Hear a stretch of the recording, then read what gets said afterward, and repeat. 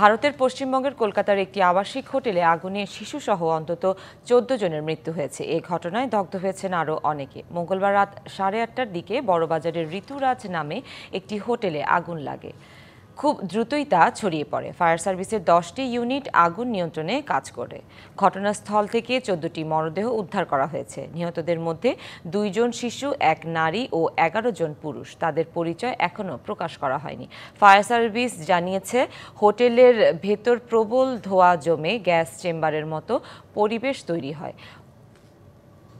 এ সময় দম বন্ধ হয়ে মৃত্যু হয় সবার। আগুন নেভাতে বেশ বেগ পেতে হয় ফায়ার সার্ভিস কর্মীদের।